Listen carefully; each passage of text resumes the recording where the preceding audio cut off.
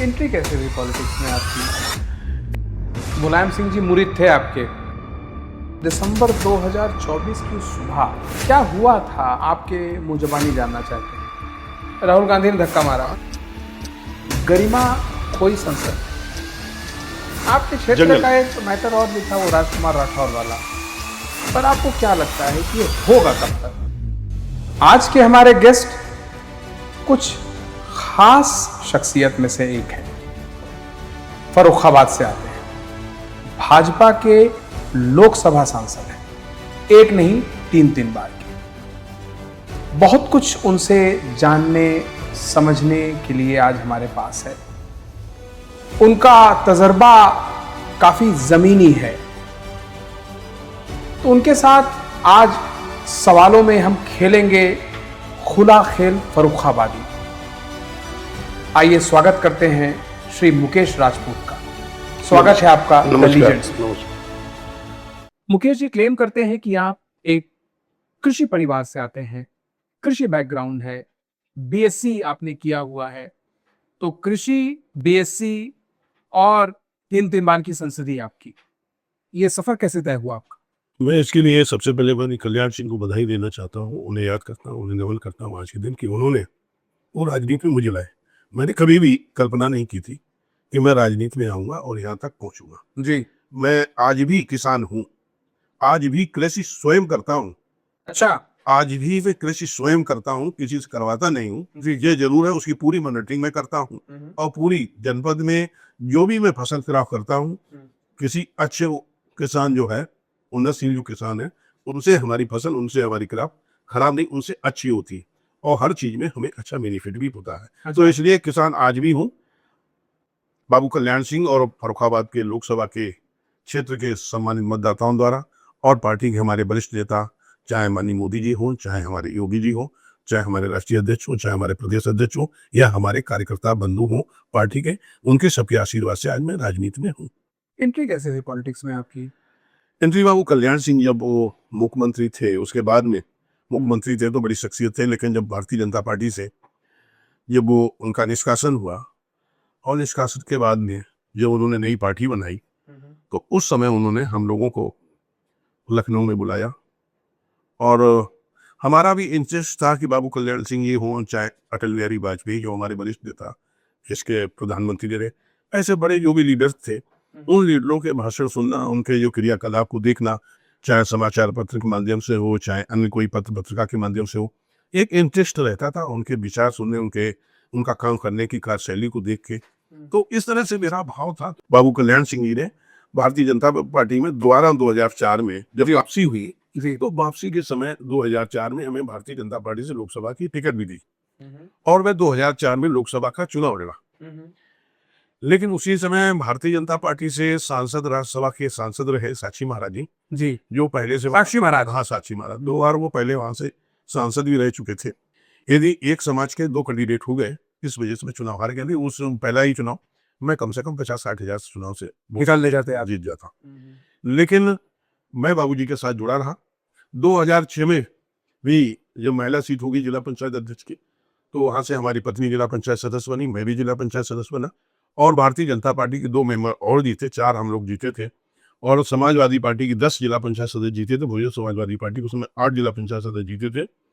उसके बावजूद भी कोई कल्पना नहीं कर सकता था, ना मेरे पास सत्ता थी, ना मेरे पास धन था, जो हमारे कैंडिडेट थे उनके सामने हमारे पास धन भी उतना नहीं था। लेकिन उसके बावजूद भी वहां के जिला पंचायत सदस्यों ने हमारी पत्नी को 4 से 14 वोट हमारे निकले, उनके 10 से 14 वोट नहीं हुए। ये माननीय मुलायम सिंह जी बहुत भली बात जानते हैं, वो कभी कभी इस बात का उदाहरण भी दे सकते हैं कि जिला पंचायत का फंडा किसी के पास मुकेश राजपूत जैसा हो तो मेरे पास आओ। मुलायम सिंह जी मुरीद थे आपके। माननीय मुलायम सिंह ने 2-1 जो है अपने कार्यकर्ताओं में कहा, तो इसलिए मुझे मालूम है कि आसपास क्षेत्र में सब पूरी समाजवादी पार्टी उस समय 2000 अखिलेश यादव भी मुरीद होंगे फिर तो आपके। अब अखिलेश जी तो मुरीद मुझे नहीं लगता है, लेकिन हाँ, अखिलेश जी एक अच्छे लीडर हैं, बड़े लीडर हैं, तो इसलिए चलिए आपने इतना तो माना कि वो एक अच्छे लीडर हैं। राजपूत साहब, मैं आपको ले जाना चाहता हूँ दिसंबर 2024 की उस सुबह, जब आपको अस्पताल पहुंचना पड़ा और राष्ट्रीय पटल पे आपका नाम काफी उभर कर आया। क्या हुआ था, आपके मुंह ज़बानी जानना चाहते हैं। देखिए, उस समय भारतीय जनता पार्टी के जितने भी सांसद थे वो लोकसभा की सीढ़ियों पर खड़े होके और नीचे दाएं बाएं होके कांग्रेस का विरोध प्रकट कर रहे थे। हम लोग विरोध प्रकट कर रहे थे, यहाँ पर हम सब लोग थे तो विरोध प्रकट कर रहे थे और निश्चित होकर सीढ़ियों पर खड़े थे। स्वाभाविक उधर से कांग्रेस के कुछ सांसदों के साथ राहुल गांधी आए और राहुल गांधी आते आते जबकि सीढ़ियों का किनारे साइड से राहुल गांधी के निकलने के लिए कोई भी सांसद निकलेगा तो सीढ़ियों के लिए सुरक्षा कर्मियों ने साइड से एक अपनी रास्ता निकास के लिए दे रखा था, लेकिन राहुल गांधी को उन्होंने इशारा भी किया सिक्योरिटी गार्ड ने कि सर इधर से आ जाइए, लेकिन वो इधर से ना जाके वो सीधे सीधे जहाँ सांसद भारतीय जनता पार्टी खड़े थे तो उसी में घुसे। उसमें जब वो घुसे एंट्री करी तो एक सीढ़ी चढ़ाए तो पहले लोगों को कल्पना नहीं कि राहुल गांधी इधर से आएंगे सीधे। वो जब सीधे घुसे तो घुसने के बावजूद एक सीढ़ी चढ़ गया तो कोई दिक्कत नहीं, और वो जब चलते तो यूं यूं तो चलते एक सीढ़ी दो सीढ़ी तीसरी सीढ़ी के बाद में वो धक्का मुक्की हो गई। राहुल गांधी ने धक्का मारा। हाँ, राहुल गांधी ने धक्का दिया क्योंकि उन्हें बढ़ना था। हम लोग खड़े थे, आगे बढ़ रहे थे, एक सीढ़ी दो सीढ़ी तो बढ़ गए, लेकिन तीसरी सीढ़ी पे चले तो धक्का। राजीव जी तो वैसे बड़े शांत तबीयत के आदमी हैं, ऐसा कैसे आपको अनुभव हुआ? देखिए मैं तो स्वयं चश्मदीद गवाह हूँ इस बात। जी जी बिल्कुल। तो सर में चोट आई और उस समय हमें चक्कर आया और चक्कर आके उसके बाद में अस्पताल में भर्ती हो गया। राहुल जी ने खेद नहीं प्रकट किया? मुझे लगता है कि राहुल गांधी को इस पर खेद प्रकट करना चाहिए था आई नहीं और ऐसे बड़े नेता को ऐसा काम नहीं करना चाहिए। नहीं आप और मुकदमा लिखा गया? हाँ, जब मैं घर आया तो उस समय मुझे पता लगा कि उनके खिलाफ में मुकदमा पार्टी के हमारे शायद माननीय सांसद जो अनुराग ठाकुर जी उनकी तरफ से मुकदमा लिखा है। प्राथमिकी दर्ज करा दी गई थी। राहुल गांधी आए नहीं मिलने आपसे? न राहुल गांधी मिलने आए, न राहुल गांधी का कोई भी सदस्य मिलने आया, न कोई ये कहने आया ये गलत हुआ। ये मैं कहता हूँ कि राजनीति में देखिए सब कुछ करते हैं हम लोग आपस में, लेकिन इस तरह से कम वहाँ सारंगी जी के तो वो लगे तो उनकी तो काफी चोट उनके भी आई थी। मैं तो ये समझे कि नहीं पीछे ना होता सीधे होता तो काफी चोट आती। कोई और भी बड़ी घटना घट सकती थी। महिला सांसद भी थी वहां पर, तो देखा होगा महिला सांसदों के साथ में भी किस तरह से क्या हुआ। इस तरह का कृत्य मुझे लगता है कि राहुल गांधी या किसी भी नेता को ऐसा कृत्य नहीं करना चाहिए।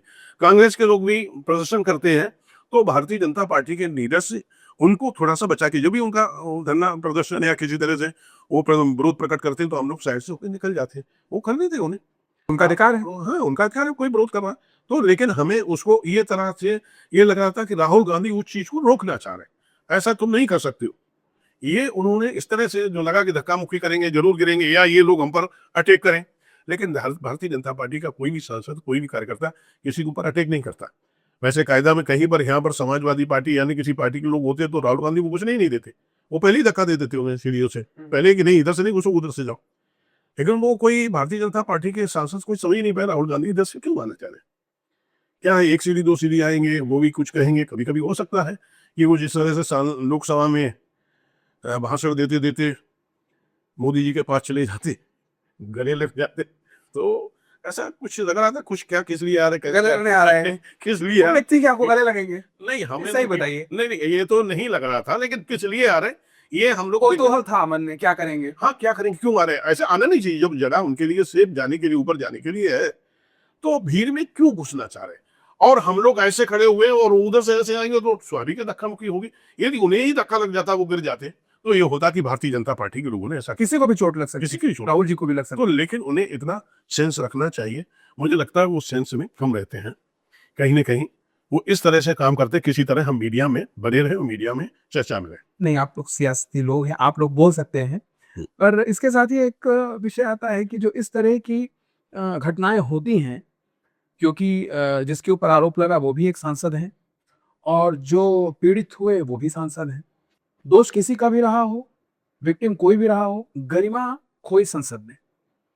इस बात को लेकर आपके मन में क्या विचार आता है? नहीं, ये जो हुआ है गलत हुआ है। इसके लिए कांग्रेस और कांग्रेस के बड़े लीडरों को राहुल गांधी सहित माफी मांगनी चाहिए और इस तरह से कभी दूसरा कृत्य ना हो, इसके लिए भी उन्हें चिंतन करना चाहिए। पार्टी से किसी ने सुध ली आपकी?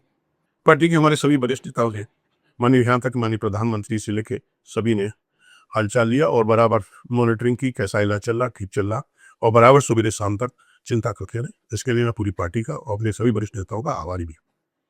राहुल गांधी जी की बात की तो अखिलेश जी की भी बात करना लाजमी है।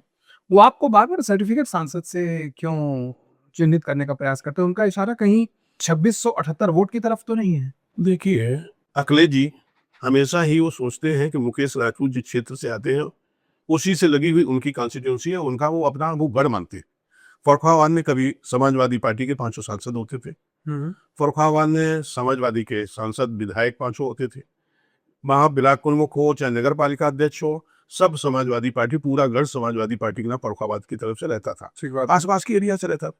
अब उन्हें लगता है कि मुकेश राजपूत भारतीय जनता पार्टी में है, तो वहां से हमारा समाजवादी पार्टी का गढ़ समाप्त हो गया, भाजपा में हो गया। 2000 में मैं जिला पंचायत अध्यक्ष बना, तब भी समाजवादी पार्टी का जिला पंचायत अध्यक्ष रहा। 2006 में धर्मेंद्र यादव की सासू माँ चुनाव लड़ रही थी, वो 2006 में माननीय मुलायम सिंह जी मुख्यमंत्री थे, तो उस समय भी मेरी पत्नी वहां से जिला पंचायत अध्यक्ष बनी। उत्तर प्रदेश में कोई पहली सीट जीती थी, या उत्तर प्रदेश में मात्र 2 सीटें जीती, तो जो फर्रुखाबाद का दूसरा नंबर था। पहला नंबर फर्रुखाबाद, दूसरा दूसरी। तो ऐसे करके 2014 में भी अखिलेश यादव स्वयं मुख्यमंत्री थे, वहां पर मैं 1.5 लाख वोट से जीता था। अभी एक विधानसभा में, जो अलीगंज विधानसभा में है, वो पूरी हमारी डंप भूमि, तभी मैं 1,51,000 से जीता। 2019 के लोकसभा के चुनाव में सपा बसपा का अलायंस था, गठबंधन था, तब हम 2,51,000 वोट से चुनाव जीते थे। 2024 में भी उनका कांग्रेस से, बसपा से और सबका अलायंस होने के बावजूद, और पूरे उत्तर प्रदेश, पूरे देश में किस तरह से अखिलेश यादव ने कहा था कि माननीय मोदी जी आ गए तो संविधान को बदल देंगे, आरक्षण समाप्त कर देंगे, और हम जैसे ही चुनाव जीते तो खटाखट फटाफट सभी महिलाओं के खाते में 1-1 लाख रुपए डाल देंगे। इस तरह से झूठे परोसने का, झूठ परोसने का काम किया जनता जनार्दन। वहां कहीं ना कहीं हमारा बैकवर्ड समाज, दलित समाज थोड़ा सा भ्रमित हुआ, लालच में आया हुआ, थोड़ा बहुत भ्रमित हुआ। इसलिए समाजवादी पार्टी की कुछ सीटें ज्यादा, 60 सीटें ज्यादा निकली, लेकिन कहीं ना कहीं वो फर्रुखाबाद चुनाव फिर भी हारे। और वो बार बार कहते कि मैंने वहां के डीएम को, वहां के एसपी को मिठाई दी, मैंने वहां बंडल दिए। तो मैंने तो माननीय प्रधानमंत्री से आग्रह किया, निवेदन किया, समाजवादी पार्टी कभी भी पहले 2014 हो, 2019 हो, इनमें 4 सीटें, 5 सीटों से ज्यादा कभी जीती नहीं। तो इसलिए इसकी सीबीआई जांच होनी चाहिए। अखिलेश यादव जहां 5,000, 10,000, 15,000 वोट से जीते हैं, वहां इन्होंने कहीं मिठाई के पैकेट और देके तो नहीं वो चुनाव जीते। तो ऐसी जगह सीबीआई की जांच होनी चाहिए कि वो जो 37 सीटें जीती हैं, मुझे लगता है वो 15-20 हजार से जितनी सीटें जीते हैं, वो सब वो पैकेट देके, यहाँ पर भी हमारे वोट को कम करने का उन्होंने प्रयास किया, लेकिन फिर भी हमारे इतने वोट थे वो हरा नहीं हमें कोई। बट डेंजर जोन में तो आप भी आ गए हैं मुकेश जी। अगर मैं गलत नहीं हूँ तो 2019 में लगभग 2.25 लाख के आसपास अंतर साथ जीते थे, और 2024 में 2678 के अंतर पे इतना बड़ा गिरावट आया, तो आपको नहीं लगता कि खतरे की घंटी? देखिए, कहीं ना कहीं हमारा जो है ये पूरा, नहीं बिल्कुल, मैं बता रहा हूँ, हम लोगों का जो वोट है परसेंटेज देखा जाए जी 2014 में जो हमें वोट मिले, तो उससे भी ज्यादा हमें वोट मिले 2014 से। लेकिन यहाँ पर सपा का वोट और कांग्रेस का वोट और बसपा का वोट, तीनों वोट कलेक्ट होकर एक जगह चले गए। इसलिए समाजवादी पार्टी के कैंडिडेट के वोट बढ़ गए। उन्होंने जिस तरह से शील्ड बोला था, जिस तरह से उन्होंने भ्रम फैलाया था, मैं कहता रहा हूँ कि कहीं ना कहीं दलित समाज, पिछड़े समाज का वोट उनके खाते में चला गया, कि कहीं ना कहीं हमें चुनाव जीतने के बाद हैं आप, सावधानी हटी, दुर्घटना घटी। नहीं, बिल्कुल मैं ये कह सकता हूं कि ये देखिए, काट केरनी एक बार चढ़ती है, बार बार नहीं काट केरनी चढ़ती है। उन्होंने जितना झूठ बोलना था वो झूठ बोल लिया, और प्रदेश की जनता ने जान भी लिया है कि अखिलेश जी और राहुल गांधी जी बराबर अपने चुनाव जीतने के लिए झूठ को अपनाते हैं। कभी बताते थे ईवीएम खराब है, कभी चुनाव आयोग गड़बड़ है, कभी जिला प्रशासन गड़बड़ है, कभी अधिकारी गड़बड़ है। तो इस तरह के, और मतदाताओं को भ्रमित करने के लिए कई तरह के हथकंडे अपनाते हैं, लेकिन अब वो उनके हथकंडे चलने वाले नहीं, जनता भी जागरूक हो चुकी। फर्रुखाबाद के लॉ एंड ऑर्डर को लेकर आप किस तरह से समझते हैं? जो लॉ एंड ऑर्डर कंडीशन पहले थी सपा बसपा और बीजेपी के रूलिंग में, कैसे डिफरेंस देखते हैं? देखिए, सपा बसपा को हम लोग कह सकते हैं एक ही थैली के दोनों चट्टे बट्टे हैं। भारतीय जनता पार्टी में चाहे माननीय कल्याण सिंह का शासन रहा हो, चाहे माननीय राजनाथ सिंह का शासन रहा हो, और चाहे माननीय योगी जी का इस समय शासन है, डबल इंजन की सरकार इस समय। काफी साफ सुथरी छवि के हमारे नेता है, कहीं पर भी कोई विपक्ष का आदमी, कोई भी आदमी कोई आरोप नहीं लगा सकता है, जिस तरह से माननीय मुख्यमंत्री इस समय काम कर रहे हैं। और माननीय कल्याण सिंह जी का भी कार्यकाल, माननीय राजनाथ सिंह का भी लोग कार्यकाल को याद करते हैं। इस समय मैं देख सकता हूँ समाजवादी पार्टी की जो 2014 से पहले, 2017 से पहले जब सरकार थी उत्तर प्रदेश, जी, तो उस समय और आज के समय में जमीन आसमान का अंतर है। उस समय लोग शाम को 5 बजते थे तो अपने डेरों तक पहुंचने का पूरा प्रयास करते, 5 साढ़े 5 बजे तक हम अपने घर पर पहुंच जाए। किसान अपने खेत से घर आ जाता था, दुकानदार भी 5-6 बजे अपने दुकान बंद करके, व्यापार बंद करके घर पहुंचना चाहता था। उसके बावजूद भी ना किसान सुरक्षित था, ना व्यापार सुरक्षित था, ना व्यापारी सुरक्षित था, ना किसान की फसल सुरक्षित थी और ना किसान का बेटा बेटी सुरक्षित थे। सभी के ऊपर खतरा मंडरा रहा था। यहाँ तक कि गुंडागर्दी चरम सीमा पर थी, भ्रष्टाचार भी चरम सीमा पर था और अखिलेश यादव के जितने भी गुंडे थे वो उत्तर प्रदेश पर कहीं जमीनों पर कब्जे, कहीं प्लाटिंग पर कब्जे, कहीं मिट्टी खनन, कहीं बालू खनन और कहीं न कहीं किसी जैसा भी था, कहीं किसी का अपहरण कर लिया। अपहरण उद्योग बहुत तेजी से चल रहा था हमारे यहाँ फर्रुखाबाद जनपद। यहाँ तक कि लोगों का तो अपहरण होता ही होता, मैंने सुना था, पहले से भी सुना था कि लोगों की पकड़ हो जाती है, पकड़ के बदले में 5 लाख, 10 लाख, 20 लाख जैसा आदमी होता है उसका फिरौती लेके उसे छोड़ दिया जाता। लेकिन अखिलेश जी के जमाने में हमने अपने फर्रुखाबाद में ट्रैक्टर्स की, मोटरसाइकिल की भी फिरौती देखी और वो भी थाने में। जैसे जैसे मैं बताता हूँ कि हमारे यहाँ अलीगंज विधानसभा है एटा की, वहां जैतरा थाने के अंतर्गत एक गांव पड़ता है रैंद, जैतरा थाना। और जैतरा थाना एटा का जनपद का अलीगंज विधानसभा है, उसमें जैतरा थाना है। जैतरा थाने का एक गांव पड़ता रैंद, तो वहां पाल समाज की, पूरे पाल समाज के लोग रहते। वो अपनी मूंगफली 2014 में मूंगफली बेचने कुरावली जा रहे थे और वहां पर समाजवादी पार्टी के गुंडे आए, उसका ट्रैक्टर ले गए, मूंगफली से लदा हुआ, और ट्रैक्टर ले गए और जो लूट ले गए। लूट ले गए। और जो भी 2 किसान बैठे थे उन्हें, और जो ड्राइवर था उन्हें, तीनों लोगों को बांध के झाड़ियों में डाल दिया और थोड़ा लोगों ने विरोध किया तो उन्हें बबूल के डंडे छिले हुए थे, उन्हें पिटाई भी की, खूना खच्चड़ भी करने का काम किया।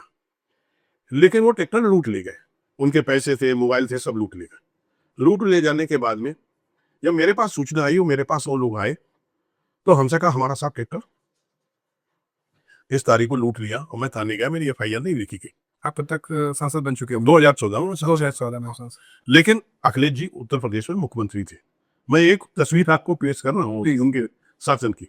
फर्रुखाबाद के SP से बात करी, हमने कहा कि अपने जनपद से कुछ ट्रैक्टर चोरी गए और वहां पर जाके देखिए, दबिश दीजिए कि वहां ट्रैक्टर अपने जनपद के तो नहीं, हमारे यहाँ की SOG टीम गई तो वहां से उस वहां 1-2 ट्रैक्टर हमारे मिले और ट्रैक्टर खींच लाई और उसको भी ले आई, जेल भेज दिया। अपराधी जेल चला गया, लेकिन अभी भी ट्रैक्टर उनका, जो हमारे जो रेंज के लोकपाल लोग थे, उनका ट्रैक्टर नहीं मिला, नहीं पड़ा हुआ था। नहीं पड़ा। तो हम लोगों ने कहा कि SP से बहुत कहा, DIG से फिर कहा, तो DIG ने दबाव बनाया होगा कि इनका ट्रैक्टर दिलाइए। तो ट्रैक्टर दिलाने के लिए थाने में ही एक मीटिंग हुई, और थाने में मीटिंग होती है तो एक तरफ तो समाजवादी पार्टी के वरिष्ठ नेता, कौन थे वो? वो उस समय वर्तमान में जिला पंचायत अध्यक्ष से जोगिंदर यादव बैठे, अच्छा। और वो जो लड़का चोरी गया वो तो जेल में था, जो मुख्य आरोपी था, उनका भाई, उनके पिताजी, वो लोग बैठा ले गए थाने में और उन्होंने कहा कि साहब इसमें 2.25 लाख रुपए हमें दिला दो, मैं ट्रैक्टर दिला दूँ। अच्छा, हाँ, तो जोर ने ऊपर से फिरौती मांगी। हाँ, फिरौती मांगी। बोले कि साहब इसमें हमने टायर बदलाया, इसकी बैटरी चेंज कराई, इसमें ये काम कराया, इसमें वो काम कराया। उन्होंने कहा 4 महीने पहले मैं नया ट्रैक्टर निकाल के आया तो उसमें टायर खराब कहाँ से हो गया, बैटरी खराब कहाँ से हो गई, तुम तो चुरा के ले गए हो, तुम्हारा थोड़ा था तो तुम उसमें सर्विस करा रहे, ये करा रहे। तो बाद में कहा कि साहब, मैं जो समाजवादी पार्टी के नेता थे उन्होंने और सबने कहा कि ऐसा करो, पाल साहब 1.5 लाख रुपए इन्हें दे दो, अपना ट्रैक्टर ले लो। वो पाल साहब ने हमें फोन किया, बोले भाई साहब ये तो 1.5 लाख मांग रहे, मेरे पास तो कुछ बचा नहीं, मेरे तो मोबाइल भी लूट ली और हमारे पैसा मोबाइल लूट लिए और हमसे 1.5 लाख और मांग रहे। तो मैंने थानेदार को लगाया, मैंने कहा क्या आप थाने में बैठा के फिरौती करा रहे हो? पहले जो अपराध होते थे उनकी जो फिरौती होती थी वे गांव में कटरी में होती है, हमारे यहाँ आप थाने में बैठ के आपका इतना साहस है? अरे बोले मामला साहब निपट जाए, इनका ट्रैक्टर मिल जाए, मामला रफा दफा हो जाए। हमने मामला रफा दफा फिरौती से नहीं होगा, फिरौती लेने होती तो वो वहीं उन्हें देगा जाके, वो वहीं से ट्रैक्टर ले आ जाएगा। तुम फिरौती कराने वाले क्या हो? लेकिन ये मैं आपको बानगी इसलिए बता रहा हूं कि समाजवादी पार्टी की जिस तरह सरकार में जिस तरह से अपराध होता था, एक खुलेआम होता था, डंके की चोट पर होता था, अपराधियों को समाजवादी पार्टी के नेता संरक्षण देते थे और जो समाजवादी पार्टी का बड़ा सा बड़ा गुंडा है उसी को टिकट मिलती थी, वही विधायक बनते थे। जो समाज 1.5 लाख रुपए दिलवाए कि नहीं? 1.5 लाख रुपए हमने नहीं दिलवाए, लेकिन उन्हें बाद में हम लोगों ने ट्रैक्टर दिलवाया। अच्छा, ट्रैक्टर उनको मिल गया, तो बाद में मिला जब अखिलेश जी मुख्यमंत्री ने, योगी जी की सरकार आई, उसके बाद तब जाके ट्रैक्टर मिला तब है। ट्रैक्टर जाके। आपके क्षेत्र जंगल। का एक मैटर और भी था, वो राजकुमार राठौर वाला, हाँ, राजकुमार राठौर का भी, क्या था वो कटा? वो राजकुमार राठौर का मामला था। वो भी समाजवादी पार्टी के जिलाध्यक्ष रहे हम्म, और समाजवादी पार्टी के वो बड़े नेता थे। बार एसोसिएशन के फरुखाबाद के अध्यक्ष भी रहे। अच्छा। उनके भाई एक आईएएस थे और गड़िया गांव पड़ता है बाजा रामपुर थाने के अंतर्गत। अच्छा। तो उनके ऊपर भी, उनके भाई के ऊपर और उनके ऊपर समाजवादी पार्टी की सरकार में समाजवादी पार्टी के एक वरिष्ठ नेता के द्वारा उन पर लूट का और अपहरण का जी। और बलात्कार के 3 तरीके के मुकदमे उन पर लगाए गए। अच्छा। ये समाजवादी पार्टी में जो भी बड़े नेता का सहयोग नहीं करता था, चाहे वो समाजवादी पार्टी का हो चाहे किसी अन्य का हो, वो छोड़ते नहीं। अच्छा। हाँ, उनकी हाँ में हाँ करो, नहीं तो जेल में जाओ। जानवरों की हड्डियां दिखा के और कुछ ऐसे इंसिडेंट आप जिक्र कर रहे थे। अलीगंज विधानसभा एक है, उत्तर प्रदेश की ऐसी स्पेशल विधानसभा है, वहां किसी को भी जेल भेजना है जी। और किसमें जेल भेजना वो निकल ना पाए तो उन्हें किसी 302 में लगाना, या किसी ने किसी को दिखा दिया कि इसने 5,000 रुपए 6,000 रुपए लूट लिए, इसने जान से मारने के लिए से फायर किया, और ये सब सुनियोजित ढंग से उसके छर्रे भी रख जाएंगे।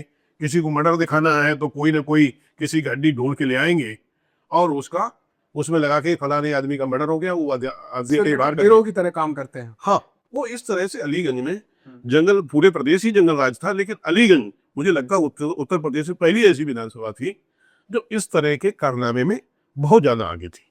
बात करते हैं गंगा एक्सप्रेसवे की। उद्घाटन जो हुआ वो हरदोई में हुआ। फर्रुखाबाद को मिला एक वादा, सड़क पड़ोसी को कागज आपको, ऐसा क्यों हुआ?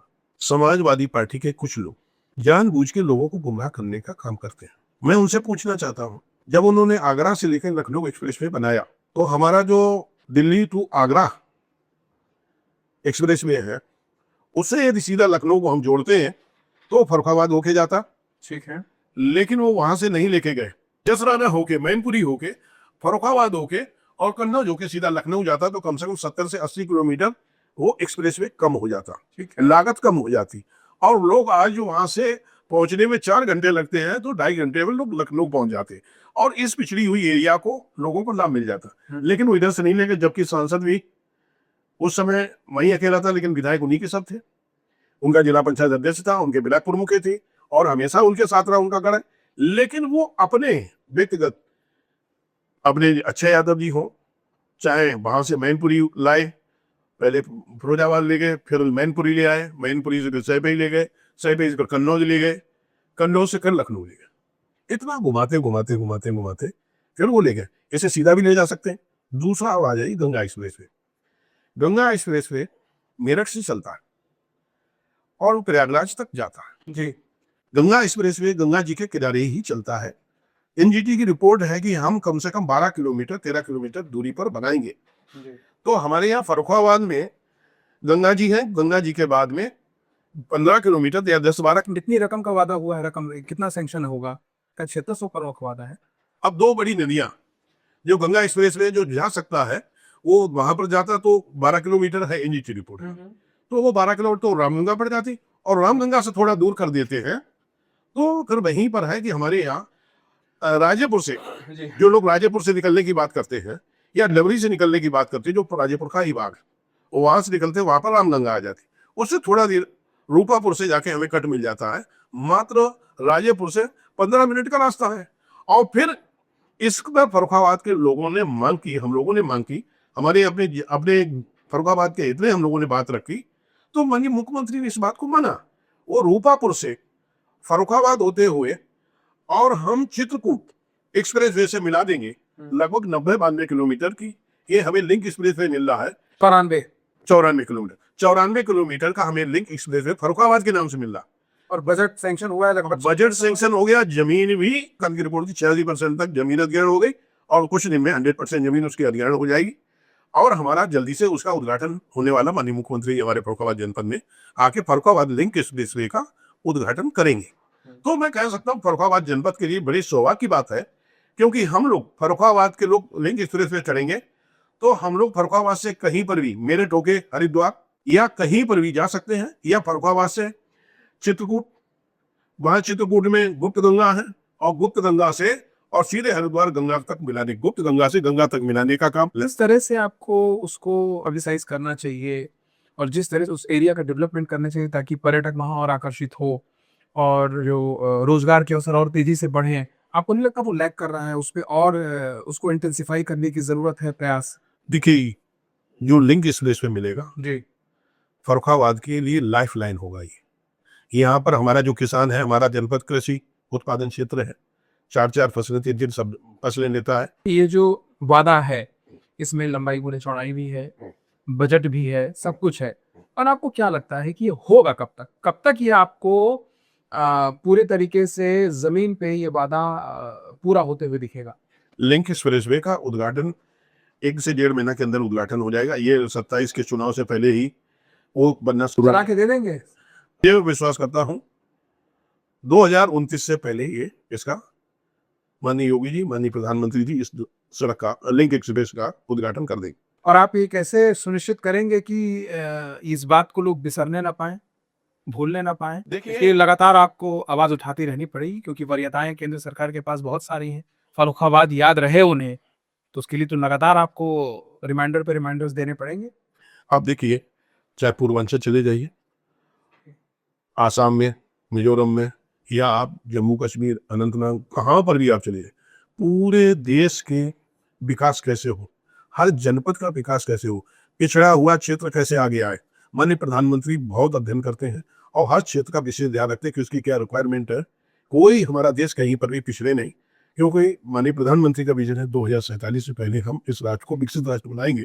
समझता हूँ।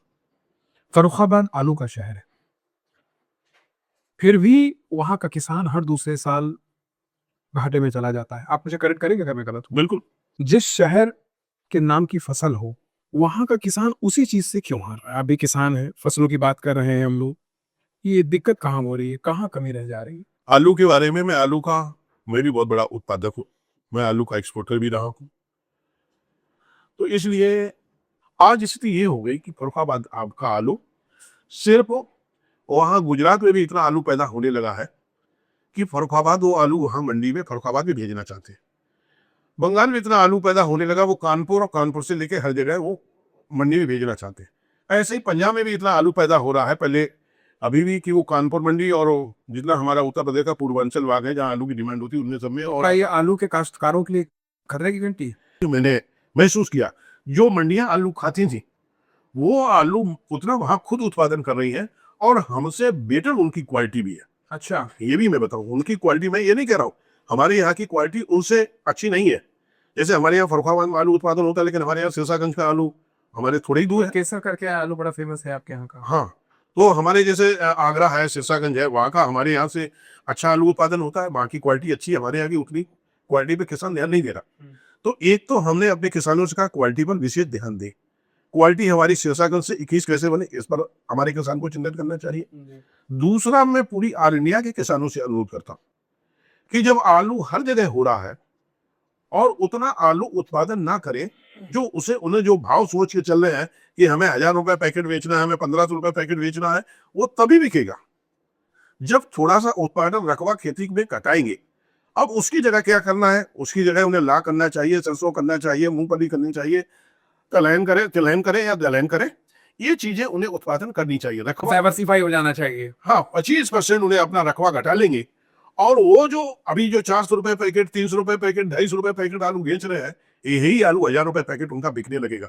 ये मैं किसान भी हूँ, मैं व्यापारी भी हूँ, इसलिए मैं दावे के साथ कह रहा हूँ किसानों को इस पर चिंतन करना चाहिए। और चिंतन नहीं करेगा, जो उसने सपना देख रखा है कि 1000 रुपए पैकेट और 1500 रुपए पैकेट बेचेंगे, वो तभी बेच पाएगा जब रकबा घटाएगा। किसान का आलू 3 रुपए का और उसी आलू की चिप्स 50 रुपए की। ये जो 47 रुपए का सफर ये फर्रुखाबाद से बाहर तय क्यों होता है? इसको लेके आपने क्यों नहीं ध्यान दिया, या ध्यान दे रहे हैं तो क्यों इसको आप जमीनी स्तर पे नहीं उतार रहे हैं कि चिप्स का अच्छा कारखाना वहीं लगाया जाए, वहीं से बेहतर, क्योंकि अब तो जो है वो है, बेटरमेंट की गुंजाइश आपने बता दिया, वहीं पे आलू के कारखाने की चिप्स के कारखाने क्यों नहीं लगाए जा रहे हैं? उसकी अच्छी पैकेजिंग क्यों नहीं की जा रही है? उसकी अच्छी मार्केटिंग क्यों नहीं की जा रही जब ये संभव है? अगर संभव नहीं है तो बताइए क्यों संभव नहीं है? देखिए, ये जो आप कह रहे हैं, जी। जो भी मेरी बात हुई इंडस्ट्री वालों से, पहले हमारे यहाँ कनेक्टिविटी बहुत अच्छी नहीं थी, हमारे उत्तर प्रदेश में। दूसरा, हमारे यहाँ बिजली उतनी अच्छी नहीं आ रही थी। दूसरा, उत्तर प्रदेश में इस व्यापार का एटमॉस्फेयर नहीं था, कि अराजकता बहुत ज़्यादा थी। मैं 2014 में चुन के आया तो मैंने कई चिप्स फैक्ट्रियों के मालिकों से बात करी कि हमारे यहाँ इस तरह से चाहे आलू पाउडर हो, चाहे चिप्स फैक्ट्री लगा दीजिए। लेकिन वो कहते भैया फर्रुखाबाद नहीं जाएंगे, उत्तर प्रदेश में अपना उद्योग नहीं फैलाएंगे। वो दूसरे प्रांतों में तो उद्योग लगाना चाहते, लेकिन उत्तर प्रदेश में जिस तरह 2014-2017 तक अराजकता थी, वो लोग बाहर के लिए अपना पैसा इन्वेस्टमेंट करना चाहते, लेकिन 12 सालों में क्यों नहीं? लेकिन 2017 के बाद में धीरे धीरे अब वहाँ मैंने बताया 60,000 बीघा जमीन अधिग्रहण की गई है। और भी हमारी जो इंडस्ट्री है, फर्रुखाबाद जनपद में शिवसेपुर इंडस्ट्रियल एरिया बना है, वहाँ कई अच्छी फैक्ट्रियाँ आई हैं। आगे इससे कृषि उत्पाद पर भी अच्छी अच्छी फैक्ट्रियाँ लगेंगी, मैं विश्वास के साथ कहता हूँ। नहीं, इसको लेके आपने संसद में नहीं, इसके लिए मैं बराबर अपने जो भी फूड प्रोसेसिंग के आपने कोई प्रपोजल मूव किया केंद्र सरकार के पास, वहां से कोई अनुदान मांगा या राज्य सरकार के पास? इसमें जो है भारत सरकार जो है 35% से लेके 50%, 35% सब्सिडी भारत सरकार देती है, 15% 20% सब्सिडी हमारी उत्तर प्रदेश राज्य सरकार दे राज्य सरकार, दोनों मिला के 50% से ऊपर सब्सिडी मिल जाती है। मिल जाती है। तो इसके लिए मैं जो इंडस्ट्री लगाना चाहते हैं, हमने अपने फर्रुखाबाद में भी कुछ लोगों से बात की, कुछ लोग बाहर के लोगों ये से। चल रहा है प्लानिंग? हाँ, प्लानिंग। कब तक उतरेगी जमीन पे ये जैसे ही इंडस्ट्री एरिया वो जमीन अधिग्रहण हो जाएगी और जो कनेक्टिविटी बन जाएगी, तो मुझे लगता है उससे, मैं कह रहा हूँ, किसान हमारा जो भी उत्पादन करेगा उस लीक तो चल के कुछ घंटों में ही चित्रकूट, ग्वालियर और कहीं देश की कई मंडियों में पहुंच सकता है। कुछ घंटों में, अभी दिन लग जाते हैं, तब घंटों में पहुंच रहे हैं। ऐसे ही हम लोग इधर जो है कि मेरठ होके सीधे हरिद्वार, देहरादून वगैरह आगे मंडी में हमारा जो कृषि उत्पादन जाएगा, तो हमारे किसानों को अच्छा लाभकारी मूल्य मिलेगा। कोल्ड स्टोर की बात अगर मैं करूँ तो कोल्ड स्टोर का किराया पूरा लगता है, आलू सड़े बचे कुछ भी हो, मालिक को किराया पूरा जाता है और नुकसान किसान का होता है। आप 3 बार के सांसद रहे, आपने तराजू को बराबर करने की कितनी कोशिश की? देखिए, हमारा प्रयास रहा। किसान ऑप्शनलेस है, उसको मरता क्या ना करता, किराया देना पड़ेगा चाहे आलू रहे चाहे खराब हो। नहीं, उसमें हम लोग प्रयास करते हैं, किसान का आलू बचेगा तो उसे अच्छा बचेगा, उसी का किराया देना पड़ता है। लेकिन हाँ, उसे दाम नहीं मिल रहा है, तो इसमें आलू की क्वालिटी जैसी रखी वैसी निकले, इसमें नहीं किसानों को भाड़ा देना पड़ेगा। क्वालिटी खराब होती है तो उसका भाड़ा किसानों से नहीं पड़ेगा। दूसरा, हमने सुनिश्चित किया है कि किसानों को ऐसे अपने उसको बाजार में कहीं दूसरी मंडी में ले जाए, तो उत्तर प्रदेश सरकार द्वारा कुछ भाड़े पर सब्सिडी मिलती है, तो इसका भी हमने प्रयास किया है। हमने उत्तर प्रदेश सरकार के द्वारा आलू क्रय किया जाए, इसके लिए भी प्रयास किया है। आलू की अन्य जगह कैसे खपत हो सकती है, तो इसके लिए भी प्रयास किया है। आलू की खपत कैसे बढ़े, इसके लिए हम बराबर प्रयास कर रहे हैं आगे भी। लेकिन आलू का उत्पादन जो रकबा में हमारे यहाँ, चाहे वो धान की खेती हो और चाहे गन्ने की खेती हो, चाहे तंबाकू की खेती हो, इन खेतियों पर थोड़े लोगों ने डाउन किया है और वो सब आलू में आ गए। अब जब रकबा बढ़ जाएगा, दूसरा आलू लोग खोदते हैं और आलू खोद के फिर उस खेत में ही आलू लगा देते हैं, तो उत्पादन ज्यादा होना स्वाभाविक है। ज्यादा उत्पादन होगा तो फिर उसे लॉस में जाना ही पड़ेगा, क्यों, ये सब्जी है, ऐसा नहीं इसका भंडारण किया जा सकता। 12 साल, 3 कार्यकाल और आपके नाम पे एज पर रिकॉर्ड एक भी निजी विधेयक नहीं है। क्यों? आप जैसा कद्दावर नेता, कहाँ चूक हो रही है? आपके नाम पे विधेयक क्यों नहीं दिख रहे रिकॉर्ड पे? अगर मैं मिस कर रहा हूँ तो मुझे करेक्ट करिएगा हूँ तो। नहीं, एक विधेयक हमने किया था, विधेयक डालता हूँ, नंबर भी लगाता हूँ, लेकिन कभी कभी नहीं आ पाते हैं। ये तो लैटरी सिस्टम है, जैसे कई सांसद डालते हैं। कितने हैं आपके नाम पे एक आया ऐसे विधेयक? एक आया था शायद 2017 में। और फर्रुखाबाद के विकास के लिए मैंने उन बातों को रखने का प्रयास किया है जिससे हमारे बात रखने का प्रयास किया है। आपके प्रदेश से तो दूसरे सांसद आते हैं, उन्होंने इस प्रश्नों की छड़ी लगा रखी है। उनका 1 साल, आपका 3 साल बराबर। ये चुप्पी का कारण क्या है? संतोष है, संकोच है या अनुशासन है, क्या है? ना ये संतोष है, ना ये संकोच है, और ना ही अनुशासन। ये सिर्फ लकी की बात है। जो हमारा लक नहीं है, हमारे क्वेश्चन जो आते नहीं है। नहीं साहब, लक की बात मत करिए। 3-3 बार के आप सांसद हैं, लक तो पूरा है। नहीं, क्वेश्चन तो देखिए लैटरी से ही निकलते हैं। लोकसभा के बारे में मैं कह सकता हूँ कि जब तक लैटरी आपकी नहीं निकलेगी, तब तक आपको क्वेश्चंस हुआ या कोई अपना निजी विधेयक हुआ, ये इसमें कुछ हम लोगों को मिलने वाला नहीं हो। चलिए आपको फर्रुखाबाद लेके चलते हैं एक बार थोड़ी देर के लिए फिर। वहाँ पे एक कौन सा गांव था, बेहतर नाम जानते हो, कि जहाँ पे कल्लू डकैत के नाम एक केस काफी आया था, जिसमें उसने ट्रैक्टर चढ़ा के गांव वालों को मार दिया था, क्या विषय क्या था ये आपके ही कार्यकाल में ये मैटर आया था? ये मामला है 2004 का। हम्म। 2004 से पहले कुछ जनवरी फरवरी का है। 2004 में उस समय माननीय मुलायम सिंह जी मुख्यमंत्री थे। उस समय एक कलवा गैंग बदमाश था, डकैत, हाँ, कलवा डकैत था। तो वो उसका फर्रुखाबाद जनपद की जो कुआखेड़ा वजीर आलम का एक मजरा है गंडुआ जी। तो गंडुआ की वो कटरी में रहता था। वो बदायूं फर्रुखाबाद के दोनों का बॉर्डर था। तो वहीं उसमें रहता था। जब वो फर्रुखाबाद की पुलिस दवा बनाती थी तो बदायूं चला जाता था, बदायूं की पुलिस दवा बनाती तो फर्रुखाबाद, वो काफ़ी एरिया ऐसी थी। अच्छा, फिर समाजवादी पार्टी की सरकार में मैंने आपको बताया ही अभी किस तरह से गुंडागर्दी चरम सीमा पे है और वहाँ पर अपराधियों को, गुंडों को, भूमाफियाओं को, खनन माफियाओं को संरक्षण सरकार देती रहती थी और उनके नेता सब संरक्षण देते थे। इसी तरह कलवा को भी उस समय संरक्षण था। उस समय पुलिस ने दबाव थोड़ा बहुत बनाया और वहाँ पर पुलिस तो दबाव बनाने के लिए वहाँ के किसानों का उपयोग किया। तो जो गंडुआ गांव के थे उन लोगों को पुलिस ने आगे कुछ अपने असला देके कहा कि आप हमें वहां तक ले चलो, कहाँ पर वो है, और उनसे कहा तुम आगे चलना। तो उन्होंने उनको कलुआ की कहाँ पर लोकेशन है पूरी दी और पुलिस ने दबाव बना के वहां पर उन्हें आगे करके अपना पीछे से गए। सांप के बिल में तुम हाथ डालो, मंत्र हम पढ़ेंगे। अच्छा। तो उसी तरह से वो आगे बढ़े, लेकिन वहां वो तब तक बदायूं क्षेत्र में भाग गया और जो बदायूं भाग गया उसे पता लगा इस गांव के लोगों ने हमारी जासूसी हमारी करी। तो इस लिहाज से वो गुस्सा में आ गया और किसान वो एक दिन शाम को जी आया, किसान खेती में अपने खेत में गेहूं में पानी लगा रहा था, कोई सरसों में पानी लगा रहा था जी, और पानी लगा रहा था तो उसने करीब 40 किसानों को बुलाया जी, पकड़ पकड़ के खेतों से घोड़ी दौड़ा दौड़ा के किसानों को बुलाया। किसानों को बुला के उनके ऊपर पट लिटाया, उनके ऊपर ट्रैक्टर चला दिया। ट्रैक्टर उनके ऊपर चलाया, लेकिन वो बालू होने के कारण वो जिसके ऊपर से ट्रैक्टर निकला तो कुछ की हड्डी टूट गई, किसकी पसली टूट गई और 2 बार उसे चढ़ाया। एक दो लोग भागे तो उनके एक आध के गोली भी मार दी।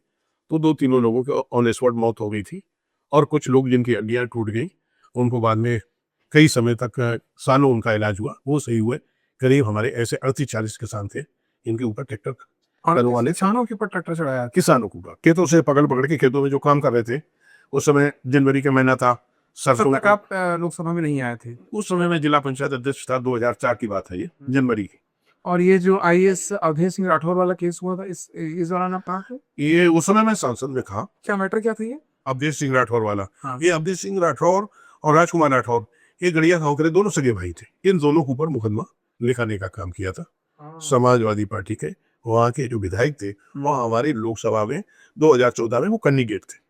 एक मैटर और फेमस हुआ था कार चोरी का आपके यहाँ फर्रुखाबाद में ही, वो भी उसमें भी शायद अगर मैं गलत नहीं तो पार्टी विशेष के कुछ लोग शामिल थे। सज्जन थे, कार खरीद लाए, वो डॉक्टर साहब थे साख समाज के, अपनी 4 व्हीलर गाड़ी खरीद के लाए थे और वो एक समाजवादी पार्टी के कुछ गुंडे उसे चुरा ले गए। और चुरा लेने के बाद जब थाने रिपोर्ट लिखाने गए तो थाने में वो जो रिपोर्ट लिखाने गए तो उन्होंने दरखास्त दी तो देखा वो थानेदार के बगल में बैठा था। तो उन्होंने कहा कि साहब हमारी गाड़ी खड़ी हुई है, अच्छा, और ये शख्स हमारी गाड़ी चुरा के लाया, इनके खिलाफ में रिपोर्ट लिखो, हमारी गाड़ी दिलवाओ। उन्होंने कहा कि ये किसी समाजवादी पार्टी के बड़े नेता का हैंड्स है, इनसे आप पहले उनसे बात कर लो और वो कह देंगे तभी मैं मुकदमा लिखा पाऊँ। वो उनके पास कई बार बेचारा दौड़ता गया, वो कह रहा था कि मैं भी समाजवादी पार्टी का कार्यकर्ता हूँ साहब, मैं भी आपका बस्ता लगाता हूँ, वोट दिलवाता हूँ और मैं आपका शुभचिंतक हूँ। उन्होंने कहा कोई बात नहीं डॉक्टर साहब, आपने यही कमाया है, सही, यहीं से कमाया, यही देना है, यही देना है। ये भी कार्यकर्ता है, आप भी पार्टी के कार्यकर्ता, ये भी पार्टी का कार्यकर्ता है, मिल भाव से रहो। वो आराम से आपने यही कमाया तो इन्हें भी कुछ दे दीजिए। अच्छा, तो उन्होंने 1.5-2 लाख रुपए दिए और वो गाड़ी उनकी वापस हुई। तो इस तरह समाजवादी पार्टी में मैंने कहा ना कि समाजवादी पार्टी की सरकार में कहीं पर भी सरकार नाम की चीज नहीं है। भगवान श्री कृष्ण की गीता को लगता ज्यादा गंभीरता से ले लिया था, जो कमाया है यहीं से कमाया है, जो देना है यही देना है। अच्छा जी, अब चूंकि नाम आप नहीं बता रहे हैं तो मैं समझ पा रहा हूँ कि आप किसकी बात कर रहे हैं। कोई टॉप प्लेयर, टॉप लीडर है, इसलिए मैं समझता हूँ। आप लोधी राजपूत महासभा के राष्ट्रीय उपाध्यक्ष भी हैं, मैं गलत तो नहीं हूँ? ठीक है। कल्याण सिंह साहब के जाने के बाद अब लोधी समाज का सबसे बड़ा चेहरा कौन है आपकी दृष्टि? देखिए, लोधी समाज का सबसे बड़े लीडर तो मैं कह सकता हूँ बाबूजी थे, दूसरे नंबर पर उमा जी दीदी थी। अब आप हैं?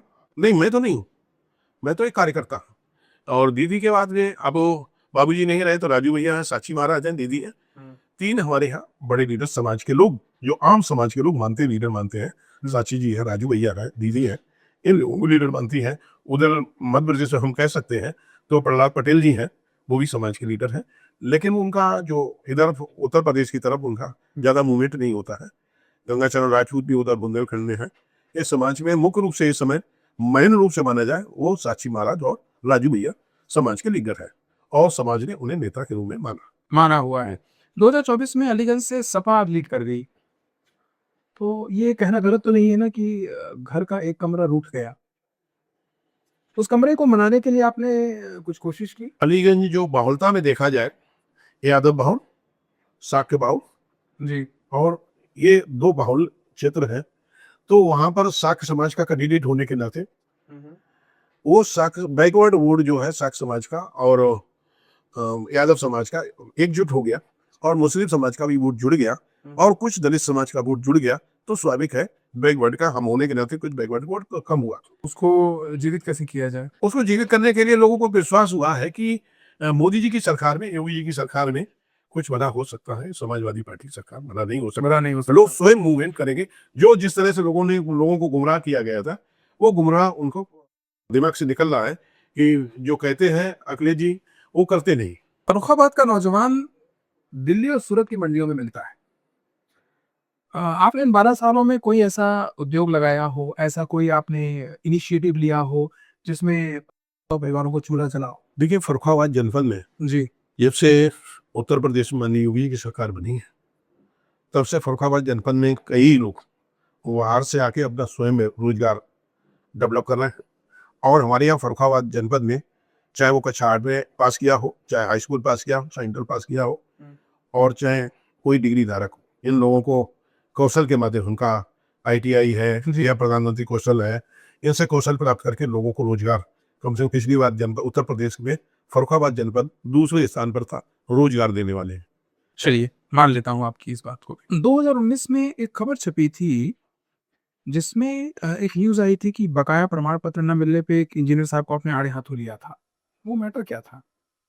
बहुत छोटी थी, बट वो मैटर क्या था?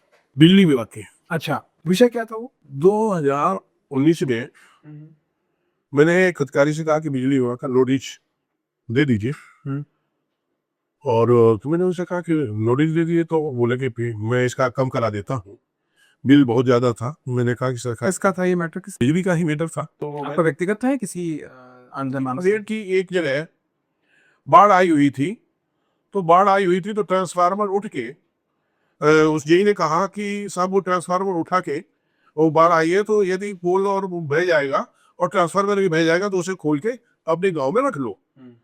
उन किसानों ने ट्रांसफार्मर खोल के अपने गांव में रख लिया। मुझे भी बताया, मैंने एक सीन बता दिया, वहां के किसान जो है गंगा के किनारे 2 पोल खड़े हैं और वो बहे जा रहे हैं, तो किसानों को वो खोल के अपने यहाँ रख ले रहे हैं, ये आप अपने संज्ञान कर लेंगे, ठीक है।